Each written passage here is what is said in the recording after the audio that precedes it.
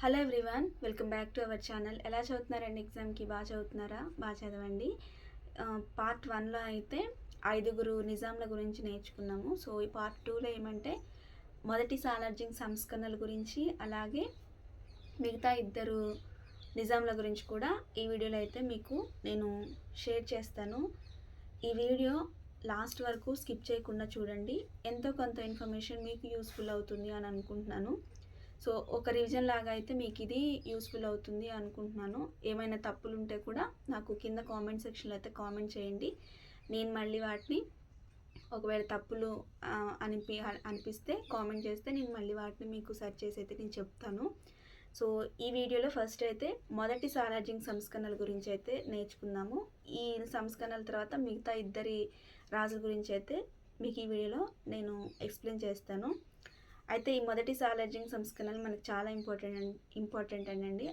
So కొన్ని నాకు తెలిసినంత వరకు అయితే నేను మీకు చెప్తాను. ఈ మొదటి సాలార్జింగ్ అసలు పేరు వచ్చి మీర్ తురబ్ అలీ ఖాన్. ఇతను తన 24 ఏళ్ల వయసులోనే హైదరాబాద్ సంస్థానంలో దివాన్గా అంటే ప్రధానమంత్రిగా, ప్రైమ్ మినిస్టర్గా అయితే పనిచేశాడు. ఇతను 3 నిజాంల దగ్గర అయితే పనిచేశాడు. 1 నసిరుద్దౌలా, 2 అఫ్జలుద్దౌలా, 3 మీర్ మహబూబ్ అలీ ఖాన్.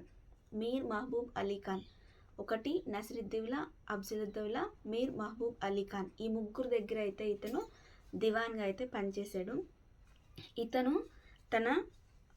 ఇతని మేనమామ సిరాజ్ ఉల్ ముల్క్, మీకు చెప్పాను కదా, నిజాం అలీ ఖాన్ నసిరుద్దౌలా కాలంలోనే సిరాజ్ ఉల్ ముల్క్ అని ఆయన చనిపోతాడు. అంటే ఇతని మేనమామ చనిపోతాడు. సో తర్వాత తను దివాన్గా అయితే అయ్యాడనమాట. ఇతని రాజకీయ గురువు, సాలార్జింగ్ రాజకీయ గురువు. సాలార్జింగ్కి ఫస్ట్ ఈ సాలార్జింగ్ అనే బిరుదు ఇచ్చింది ఎవరు అంటే బ్రిటిష్ వారు. ఎందుకు ఇచ్చారు అంటే 1857 సైనిక తిరుగుబాటు అయిన తర్వాత బ్రిటిష్ వారికి సహకరించినందుకు గాను ఈ మీర్ తురబ్ అలీ ఖాన్కి బ్రిటిష్ వారు సాలార్జింగ్ అనే బిరుదు అయితే ఇచ్చారు. సో అలా సాలార్జింగ్ అనే పేరుని కంటిన్యూ చేస్తున్నారనమాట. అయితే ఇతని రాజకీయ గురువు, సలహాదారు ఎవరు అని అంటే నవాబ్ సర్వర్ ఉల్ ముల్క్. తర్వాత సాలార్జింగ్ ఏ సంతతికి చెందినవాడు అంటే షేక్ ఉమర్ కర్మాన్ అనే సంతతికి చెందినవాడు. ఇతని రాజకీయ గురువు, సలహాదారు ఎవరు అంటే నవాబ్ సర్వర్ ఉల్ ముల్క్. పేర్లు అయితే మంచిగా గుర్తుపెట్టుకోండి. తర్వాత ఇతను ఫస్ట్ ప్రధానిగా పనిచేయక ముందు ఇతను మెదక్ తాలూకాదారుగా అయితే పనిచేశాడు. రెవెన్యూ శాఖలో ఉన్నత అధికారిగా కూడా పనిచేశాడు. ఇతను హైదరాబాద్ సంస్థానానికి ప్రధానిగా కాకముందు ఈ 2 పదవులు చేశాడు. ఆ తర్వాత నసిరుద్దౌలా నుంచి మొదటిసారిగా సాలార్జింగ్ను ఫిరంగి బచ్చా అని పేర్కొన్నాడు. ఎవరు ఫిరంగి బచ్చా? మొదటి సాలార్జింగ్ని ఫిరంగి బచ్చా అని పేర్కొన్న రాజు నిజాం ఎవరు అని అంటే నసిరుద్దౌలా.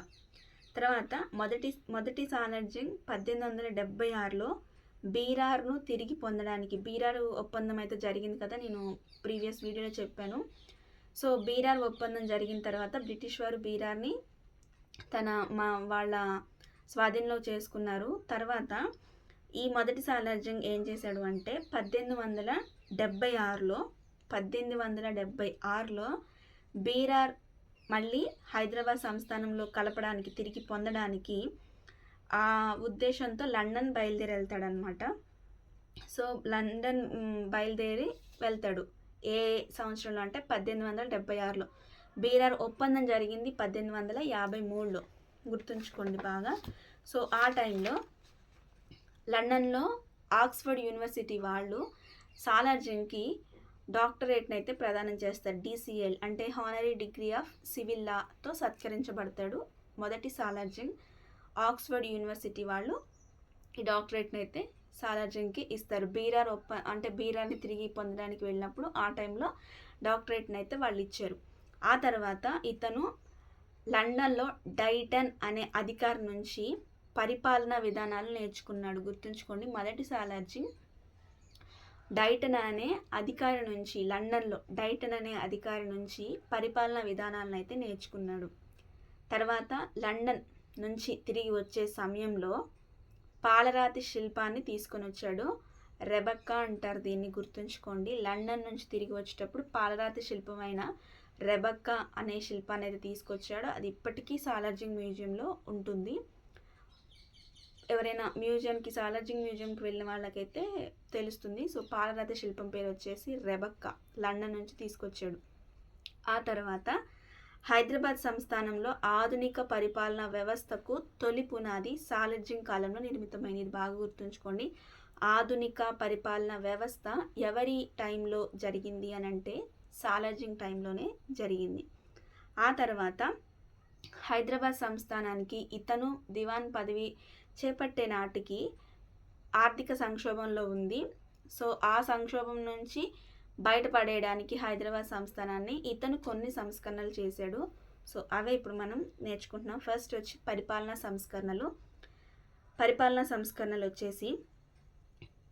సంస్కరణలో నిజాం కాలంలో రాజ్య విస్తీర్ణం, సాలార్జింగ్ టైంకి వచ్చేసరికి రాజ్య విస్తీర్ణం వచ్చేసి 82,698 మైళ్ళు ఉండేది. 1881 నాటికి రాజ్య జనాభా 98,45,594 అయ్యింది.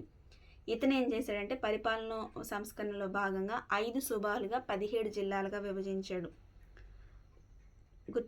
గుర్తుంచుకోండి, 5 సుబాలుగా 17 జిల్లాలుగా అయితే విభజించాడు.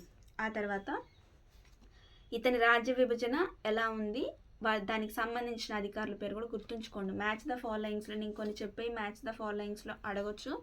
సో అవైతే గుర్తుంచుకోండి. ఫస్ట్ రాజ్యం, దీనికి నిజాం అధికారి, అంటే నిజాం చేతిలో ఉంటుంది రాజ్యం మొత్తం. సుబాలు, దానికి సదర్ తాలూకాదార్ అంటారు. ఆ అధికారి పేరుని సదర్ తాలూకాదార్ అంటారు. జిల్లాలని తాలూకాదార్ అంటారు. తాలూకాలని తహసీల్దార్ అంటారు. గ్రామాలకి పట్టేల్ కానీ పట్వారీ కానీ ఉంటాడు అధికారి. రాజ్యానికేమో నిజాం, సుబాల్కేమో సదర్ తాలూకాదార్, తర్వాత జిల్లాలకేమో తాలూకాదార్ లైక్ కలెక్టర్ లాగా, తాలూకాకేమో తహసీల్దార్ అంటే ఎంఆర్ఓ లాగా, గ్రామాలకి పటేలు పట్వారీ, ఇలా అయితే విభజించాడు అనమాట. మొత్తం 5 సుబాలు అని చెప్పాను కదా, 5 సుబాలుగా 17 జిల్లాలుగా అని చెప్పాను కదా. సో ఇలా అయితే విభజించాడు. ఆ తర్వాత పరిపాలనలో, ఈ నిజాం కాలంలో పరిపాలనలో గ్రామం చాలా ప్రధానమైంది. గ్రామంలో పటేలు, పట్వారీ, తలారి, దేళ్ళు కీలక పాత్ర పోషించేవాళ్ళు. సో పట్వారీ అంటే గ్రామంలో భూమి శిస్తు, ఇన్కమ్ ట్యాక్స్ ఆఫీసర్ లాగా పనిచేసేవాడు. తలారి అంటే గ్రామ కాపలా ఉండేవాడు. దేడ్ అంటే గ్రామ చావిడి దగ్గర అధికారుల దగ్గర సేవ చేసేవాడు. సేతి సింధి అంటే గ్రామంలో 50 ఇళ్లకు కాపలాదారు. తర్వాత నీరి అంటే గ్రామ సాగునీటి అవసరాల పర్యవేక్షణ, అంటే R&B డిపార్ట్మెంట్ లాగా, ఇరిగేషన్ డిపార్ట్మెంట్ లాగా. నీరి అన్నగానే మీకు గుర్తు రావాల్సింది వాటర్ డిపార్ట్మెంట్కి సంబంధించిన అతను. సేది సింధి అంటే గ్రామంలో 50 ఏళ్లకు కాపలాదారు. ఆ తర్వాత మొదటి సాలార్జింగ్ 1868లో సదర్ ఉల్ మిహామ్ అనే పేరు గల మంత్రిమండలిని ఏర్పాటు చేశాడు. మొదటి సాలార్జింగ్ పరిపాలన సంస్కరణలో భాగంగా మంత్రిమండలి, ఏ మంత్రిమండలి అంటే సదర్ ఉల్ మిహామ్ అనే మంత్రిమండలిని 1868లో ఏర్పాటు చేశాడు. ఈ మంత్రిమండలిలో 4 ప్రధానమైన వారు ఉంటారు. రెవెన్యూ మంత్రి, న్యాయమంత్రి, పోలీసు, ప్రజా పనుల మంత్రి. సో వీళ్ళకి కూడా కొన్ని పేర్లు ఇచ్చారండి, ఈజీగా గుర్తుపెట్టుకోండి.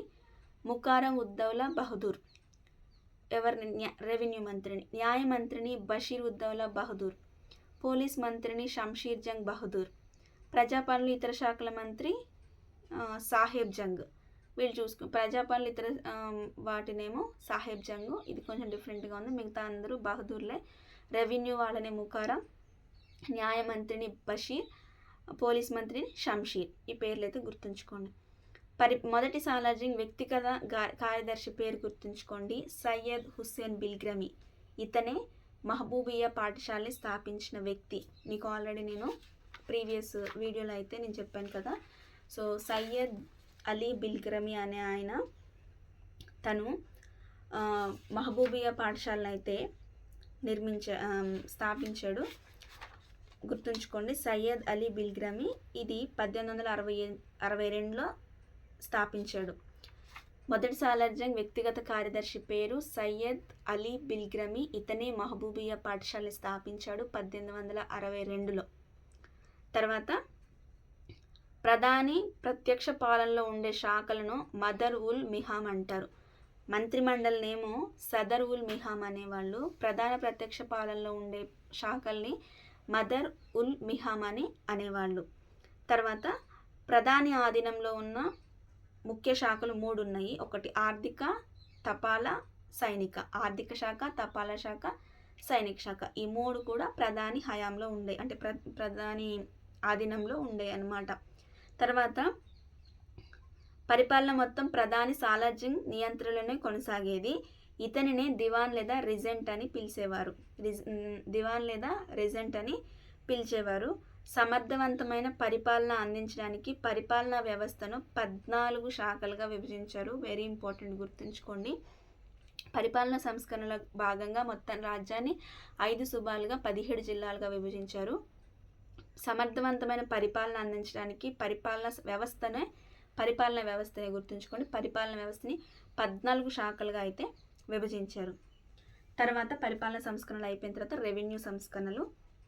ఈ రెవెన్యూ సంస్కరణలు వచ్చేసరికి 1864లో రెవెన్యూ బోర్డు అయితే ఏర్పాటు చేయబడింది. గుర్తుంచుకోండి, 1864లో రెవెన్యూ బోర్డు ఏర్పాటు చేయబడింది.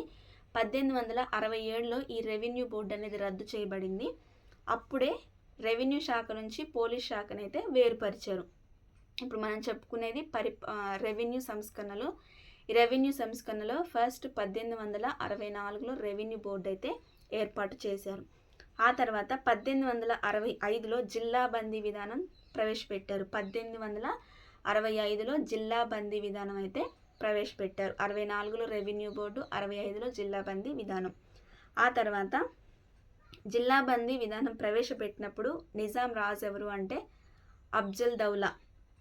మనం ఇంకా 5వ నిజాం దగ్గరే ఉన్నామండి. అఫ్జల్ దౌలా అనే నిజాము జిల్లా బందీ విధానం ప్రవేశపెట్టినప్పుడు నిజాం. అప్పుడు రెసిడెంట్ ఎవరు అంటే, బ్రిటిష్ రెసిడెంట్ ఎవరు అంటే జార్జ్ యూల్. గుర్తుంచుకోండి, జార్జ్ యూల్. మనం ఫస్ట్ నిజాం దగ్గర నుంచి కొంతమంది బ్రిటిష్ వాళ్ళ పేర్లు అయితే చెప్పుకున్నాం కదా, సో అవి అయితే లైన్గా గుర్తుపెట్టుకోండి. బుస్సీ ఒకటి, తర్వాత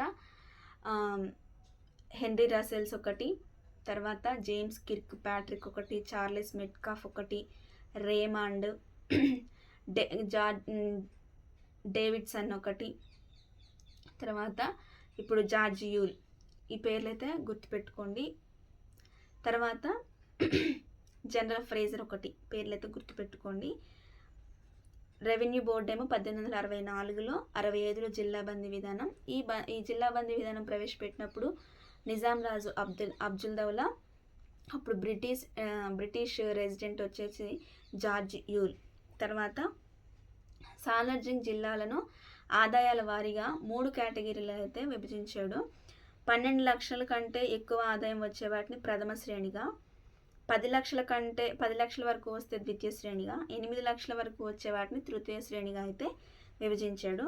ఇక్కడ భూమి శిస్తు 2 రకాలుగా ఉండేది. ఒకటి బటాయి విధానం. ఈ బటాయి విధానంలో ఏంటి అంటే భూమి శిస్తుని ధాన్య రూపంలో ఇచ్చేవాళ్ళు.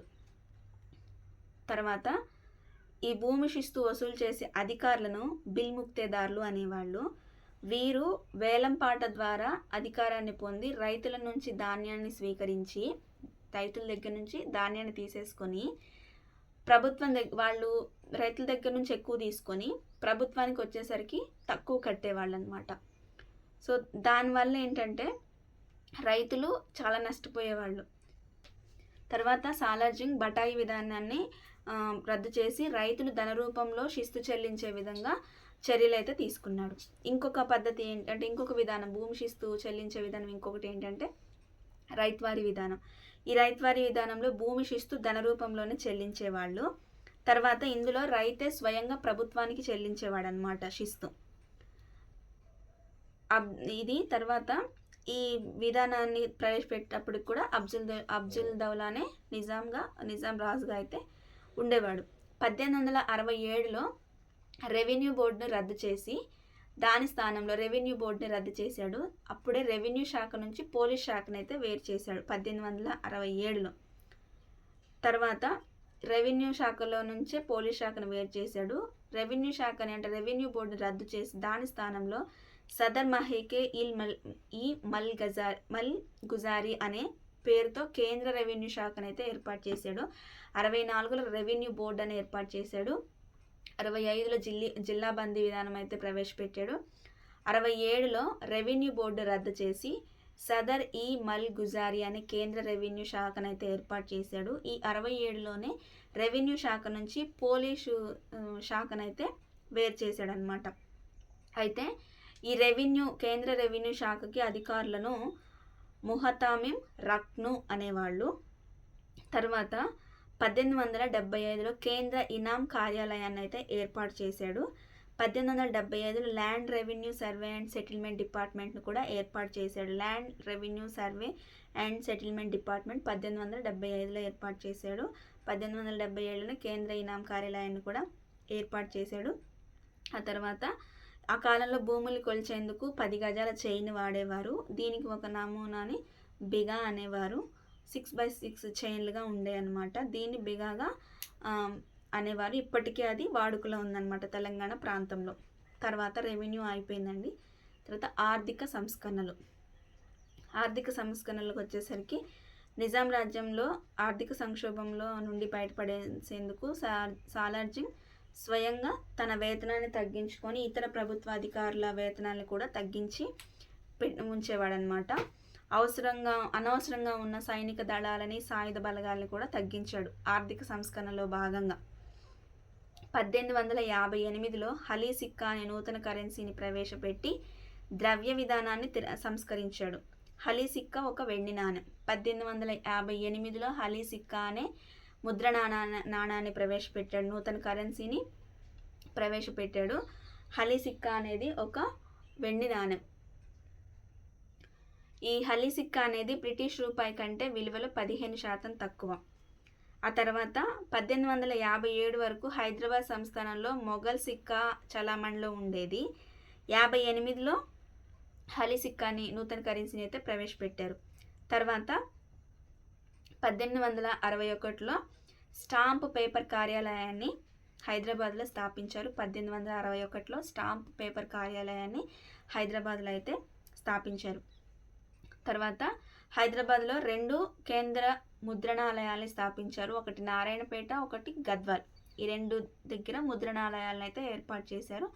నారాయణపేటలోది 1870లో, గద్వాల్లోది 1875లో. ఆ తర్వాత ఇక్కడ వరకు ఆర్థిక సంస్కరణలు. ఇంకొకటి విద్యా సంస్కరణలు. మొదటి సాలార్జంగ్ చేసిన సంస్కరణలో భాగంగా 4వది విద్యా సంస్కరణలు. 1855లో సాలార్జంగ్ దార్ ఉలూమ్ అనే పాశ్చాత్య విద్యాబోధన కూడిన పాఠశాలను అయితే స్థాపించాడు. ఇందులో పర్షియా, అరబ్బీ, ఉర్దూ, ఇంగ్లీష్ భాషల్లో విద్యాభ్యాసం ఉండేది. 4 భాషల్లో విద్యాభ్యాసం ఉండేది. 1855లో సాలార్జంగ్ దార్ ఉలూమ్ అనే పాఠశాలను అయితే స్థాపించాడు. 1870లో సిటీ హై స్కూల్, ఇంజనీరింగ్ కాలేజీలు ప్రారంభమైనాయి. 1872 చాదర్ఘట్లో స్కూల్ ప్రారంభమైంది. ప్రభుల కుటుంబాలకు వేరుగా, రాజ కుటుంబాలకు వేరుగా అయితే పాఠశాలను స్థాపించారు. ప్రభుల కుటుంబంలోని పిల్లల కోసం 1873లో మదర్సా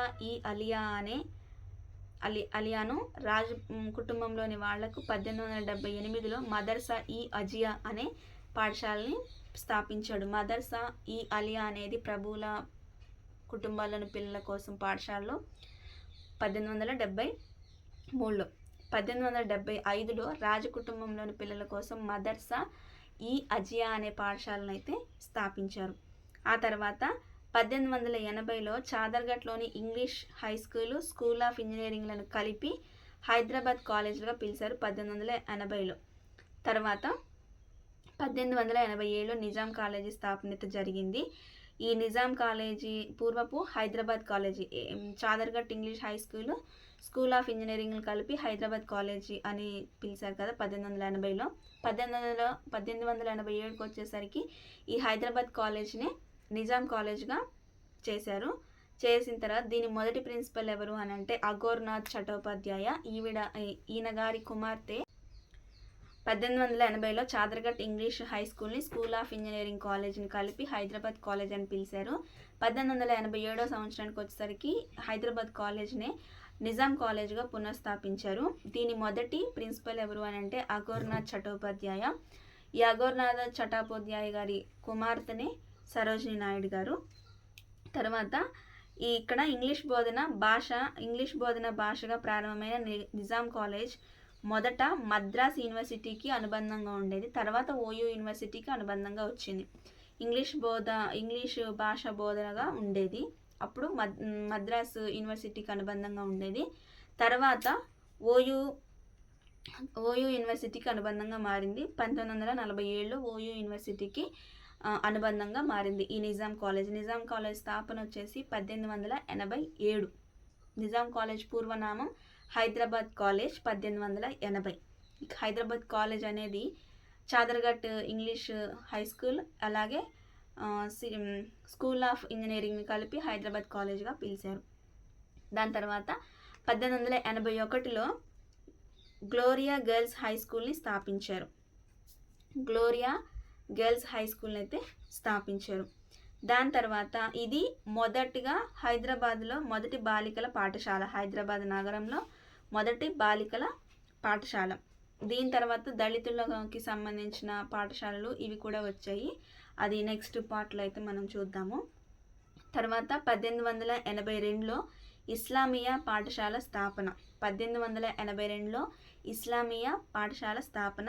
ఈ పాఠశాల దేశంలోనే మొదటి ముస్లిం బాలికల పాఠశాల. ఇస్లామియా పాఠశాల అనేది 1882లో స్థాపించారు. ఇది ఇండియాలోనే మొదటి ముస్లిం బాలికల పాఠశాల.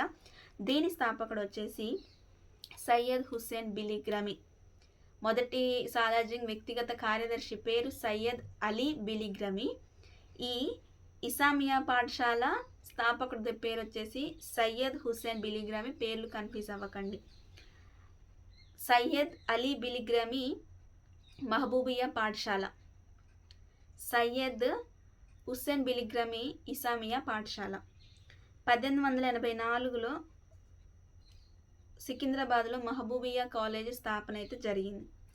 తర్వాత ఈ మొదటి సాలార్జింగ్ అలీగర్ విద్యా సంస్థలకు స్థాపించటకు సర్ సయ్యద్ అహ్మద్ ఖాన్కు ఆర్థిక సహాయాన్ని అయితే అందించారు. మొదటి సాలార్జింగ్ ముహమ్మిద్ తాలీమిత్ అనే అధికారులను అయితే విద్యాశాఖ పనితీరును పర్యవేక్షించడానికి అయితే ప్రవేశపెట్టాడు. ముహమ్మిద్ తాలీమిత్ అనే అధికారులని విద్యాశాఖ ఎలా పనిచేస్తుందని పర్యవేక్షించడానికి ఈ అధికారులను అయితే నియమించాడు. తర్వాత 1869లో విద్యాశాఖ కార్యదర్శిగా విల్కిన్సన్ను నియమించాడు. ఇతను పాఠశాలలో నూతన బోధనాంశాలను అయితే ప్రవేశపెట్టాడు. నిజాం కాలం నాటి ప్రైవేటు పాఠశాలలను కాంగీలు అనేవారు. నిజాం కాలంలో ఉన్న ప్రైవేట్ స్కూల్స్ని కాంగీలు అనేవాళ్ళు అనమాట. దాని తర్వాత 5వ సంస్కరణ వచ్చేసి రవాణా సమాచార సంస్కరణలు. దీనికి సంబంధించి 1868లో హైదరాబాద్ నుంచి షోలాపూర్ వరకు గ్రాండ్ ట్రక్ రోడ్డు నిర్మాణం జరిగింది మొట్టమొదటిసారిగా 1868లో. దాని తర్వాత 1869లో నిజాం స్టేట్ రైల్వే శాఖ ఏర్పాటు జరిగింది. దాని తర్వాత హైదరాబాద్ సంస్థానంలో మొట్టమొదటి రైల్వే లైను వాడి నుంచి సికింద్రాబాద్ వరకు వేయడం జరిగింది. 1870లో ప్రారంభమై 74లో పూర్తయింది. ఇది 1874లోనే సికింద్రాబాద్ రైల్వే స్టేషన్ అయితే ఏర్పాటు చేశారు. 1874 సికింద్రాబాద్ రైల్వే స్టేషన్. దాని తర్వాత ఈ రైల్వే వ్యవస్థను నిజాం గ్యారెంటెడ్ స్టేట్ రైల్వే అని కూడా పిలిచేవారు. దాని తర్వాత 1877లో బకింగ్హామ్ కాల్వను అయితే బ్రిటిష్ వారు త్రవ్వించారు. 1864లో మొదటి ఆంగ్ల పత్రిక హైదరాబాద్లో మొదటి ఆంగ్ల పత్రిక దక్కన్ టైమ్స్ అయితే ప్రారంభమైంది 1864లో. 1867లో ప్రింటింగ్ ప్రెస్ ప్రారంభమైంది. కొంచెం ఈ ఇయర్స్ అయితే కన్‌ఫ్యూజ్‌గా ఉంటాయండి. అందుకని నేను ఒక్కొక్కటి 2 సార్లు అయితే చెప్తున్నాను. 1867లో గవర్నమెంట్‌కి సంబంధించిన ప్రింటింగ్ ప్రెస్ అయితే ప్రారంభమైంది. 1885లో హైదరాబాద్ నగరంలో మొదటి టెలిఫోన్ సౌకర్యాన్ని అయితే ప్రవేశపెట్టారు 1885లో. తర్వాత పోలీస్ సంస్కరణలు. పోలీస్ సంస్కరణలో భాగంగా ప్రతి జిల్లాకు ఒక ఎస్పీని, ప్రతి 2 తాలూకాలకు ఒక ఇన్స్పెక్టర్ని అయితే నియమించారు. పోలీస్ శాఖకు అధిపతిని మహాకామ ఈ కొత్వాల్ అని అంటారు. పోలీస్ స్టేషన్ను చౌకీ అని, ఎస్ఐని చౌకీదార్ అని కూడా అనేవాళ్ళు. తాలూకా పోలీస్ అధికారిని అమీన్ అనేవాళ్ళు, అంటే ఇన్స్పెక్టర్ని అమీన్ అనేవాళ్ళు. జిల్లా పోలీస్ అధికారిని ముహతామీం అనేవాళ్ళు. తర్వాత అనేక మంది కానిస్టేబుళ్లను, సోవర్స్ అను పోలీసులను నియమించారు. జమేదార్ కానీ దఫ్తాదార్ కానీ అంటే హెడ్ కానిస్టేబుల్. నెక్స్ట్ వచ్చేసి న్యాయ సంస్కరణలు. 1862లో న్యాయశాఖను ఏర్పాటు చేశారు. 1869లో సాలార్జంగ్ అంగవిచ్ఛేదన శిక్షణ అయితే రద్దు చేశాడు. 1862లోనేమో న్యాయశాఖని స్టార్ట్ చేశాడు. 69లో అంగవిచ్ఛేదన శిక్షణ అయితే రద్దు చేశాడు. ఆ తర్వాత సాలార్జంగ్ అత్యున్నత న్యాయస్థానాన్ని అయితే ఏర్పాటు చేశారు, సుప్రీంకోర్టు లాగా. దాన్ని మజ్లిస్ ఈ మురాఫా అనే సుప్రీంకోర్టుని ఏర్పాటు చేశారు.